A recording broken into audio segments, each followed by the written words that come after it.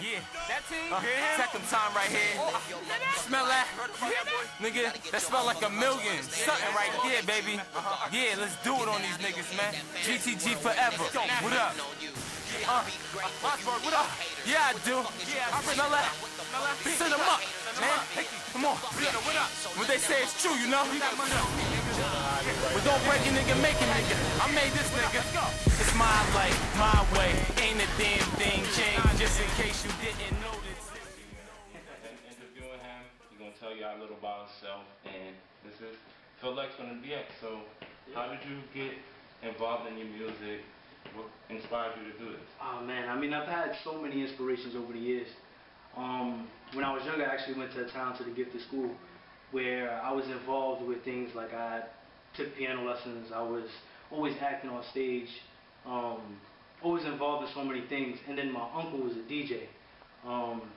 Actually way back, like when Big Tigger was still in Rap City, he was on the basement, whatever, DJ Caress. So when I was younger, when I was like 2 or 3 years old, I was always around my uncle, always looked up to my uncle. And so he had taken me in the studio and he had recorded my voice saying, DJ Caress, and he uses it to drop to this day. Now, when I was in the 2nd grade, we had a project to do for school, and we had to do something about some bird. And at the end of the project, the teacher said, do something creative about your bird. And at the time, I happened to be chilling with my uncle and my pops, and they was just like, write a rhyme. So they helped me write a rhyme, and I wrote it to the Busta Rhymes, Put Your Hands on My Eyes to See. Oh, 97. Yeah. So it was then, and then I went into school, and then the teacher kind of like hyped me up, had me going around to all the classes performing this joint. And so from there, like I just was always writing until I was 11, and I met, someone I consider my big brother, Joe Bars, and then he hyped me up more. Then like I really just started tackling. And then by the time I was like in the 8th grade, I was just like, yo, forget this, I want to start my own record label. So then in high school, I was selling CDs out the lockers. Then, I mean, it just keep going on and on. My mentor, Jive Poetic, and like I've had so many influences, just what I want to do artistically. I used to literally, like, I was just handwriting on the CD, selling them $2, $3 out the locker, going out doing like open mics and doing like, then I got involved with spoken word poetry and started doing that. But then, as I got older, then I hit my senior year of high school, and I was involved in this competition, a Battle of the Bands competition. And at this point, I had put together an actual live band that I was performing with. After that, we made it to the semifinals, then I lost. And after that, I just really started thinking about, like, I don't even really care about getting a deal. I really care about building something independent for myself. And so from that, I had to learn business and I had to learn marketing. And then from there, I was 18. Well, from the time I was 17, really, because that's when we started our clothing brand, Lethal Inspiration. Then I started meeting more people and I started learning marketing. And since then, like past 3 years, I've really been putting myself out. Just really trying to create a lot of virals and market myself mostly through the internet. Yeah, some people don't know how to do that, so that's a good thing that you have been on that. And what have you achieved during that time since you're starting to right now, at this moment? Well, the funny thing is, like, because my content is so deep-rooted, I mean, it's always expressing my feelings, but it's always made in a way that will enlighten the listener in a certain way. Try and probably shed some light on, give them some knowledge in a certain sense. And when I was 17, I had met with Violator Management, and that was the time, like, the Carter 3 was about to come out, or I think it had just dropped or something. And basically, I had to sit down with them. They listened to it. I had a song called Money Doesn't Exist, and they were like, you don't fit in the market right now. Then a couple years later, about a year later maybe, then I had met with, the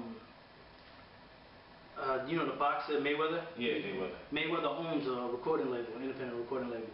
So through a friend of mine who was an actor, I had met the president of the company, sat down with him, kind of same concept, you know what I'm saying? They didn't want to put me out, they felt I was too conscious, so that was, especially for my age. And they just didn't know, especially because it's like, it's a mixture of like, I'm always doing crazy things with the fashion sense, plus, okay, now you do fake crazy fashion stuff, so water down your lyrics and then, we'll highlight you as a fashion artist and then that's it. Or it's like, okay, if you're going to be conscious, then you got to dress up in suits. Nah, that's not me either, So, I mean, I've done that. I mean, I've performed powerful 105.1 showcases. I mean, just met a lot of people along the way. Great Scott, who he was styling Wale. He did some work with Pharrell and stuff like that. I met him. Yeah. Met a bunch of people along the way, and just been putting it out.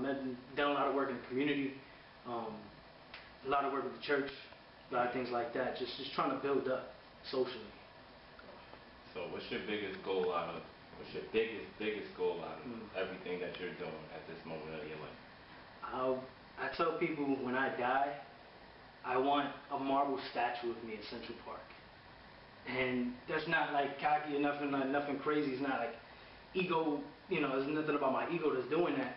It's more so like I want kids to be able to look back and look in the textbook and see how did I affect society on a whole. If you study ancient civilizations, right, how do we know about the ancient Egyptians? Through their like pottery and their art and everything that was made during that time. So when people look back at this time period, I want people to look back like, oh, this is one of the greatest artists of this time, and this is how we can understand what was going on in this civilization. That's what I want. I want to be on somebody's test, some citywide test. What the point is anyway, like you gotta prove yourself to get places. But right now I'm working on the Sonic project, and so I started writing these songs that were inspired by each character, where I personified each character. There's a song called Amy, and Amy's this girl that's always trying to follow and like cling on to Sonic. So then I kind of created a fictional Amy, like in current day society, who tries to leech on and try to throw her body at you, and get you into her. I have a song called Supersonic where I'm just spitting really fast. I have a song called Dr. Eggman, which is more like the Evil Genius record or whatever. So that's something I'm working on. I mean, constantly, like I said, work with the church, work with the community, do a lot of fundraisers. I'm working on this nonprofit organization named the Down and Underground Brand, which is a collective of young artists, entrepreneurs, and freelancers. So we have a collective pool of resources and market, so we can launch. Everybody can launch their products and they can cross-market one another. And it'd be the big umbrella under everybody that's kind of in my personal circle. Yeah. Just to unite it so we can all move together. Yeah, that's a good look. That's a good look right there. So, what's the single that you're willing to put out, or people should be looking for after they see this? Like, what should they be looking for? Like, what should they be looking for? The single off the Sonic project is a song called Faster, and it's produced by my boy Dollopin from Harlem, and it's just the beat is just real like kind of fun or whatever. But there's this like serious undertone that I take in the song.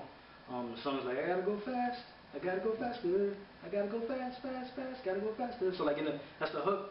But then in the verse I'm like throwing fun punchline-y kind of things.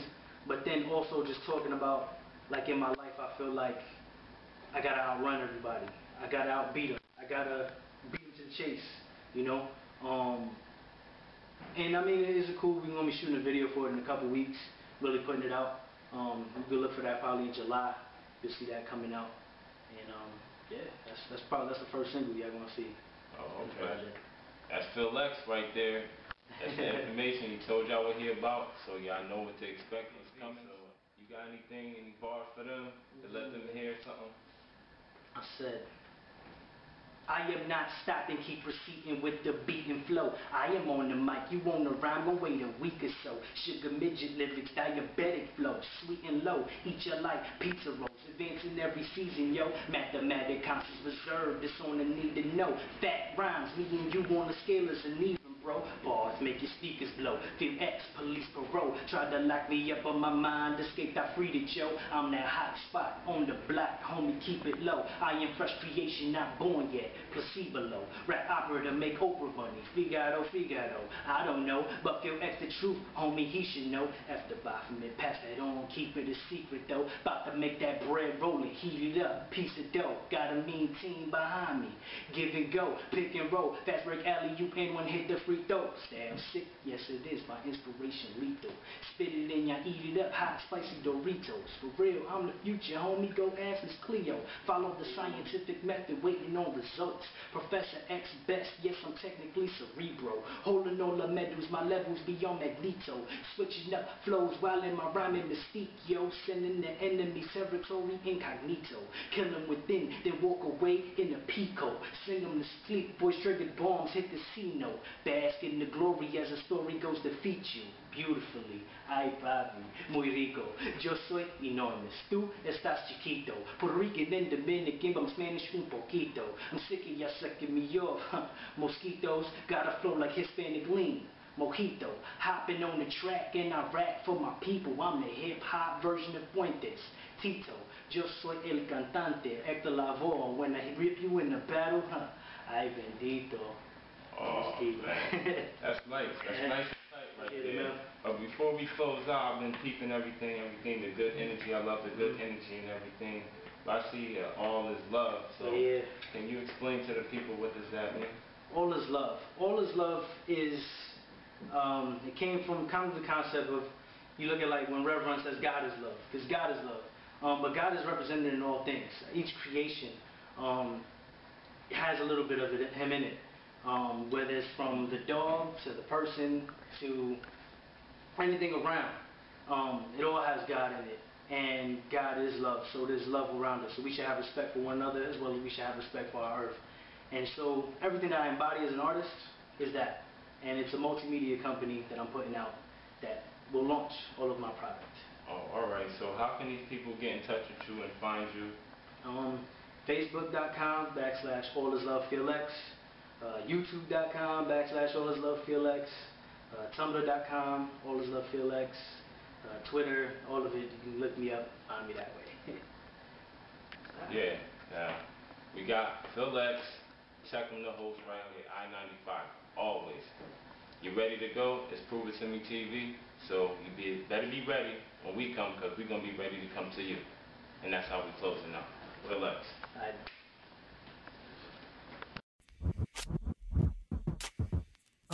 Yeah. Yeah. Listen. Yeah. Every time we chill, I use the slick talk. Nice frame, of course, she got the switch walk. I don't want to, but she provoke me. Thoughts of yo, Jack, she won't jump off the beanstalk. She wanna meet the giant, just might sling this chick like she Goliath. But that ain't a triumph. Irreverent jokes, I know, but she's wildin'.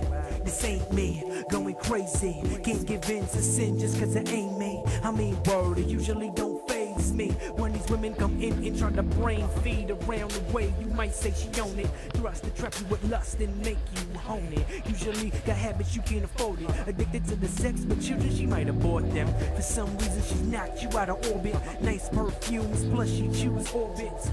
And you choose the offer. Be the nice guy, but sometimes it comes back to haunt ya. Don't sweat it, man, she ain't a sauna.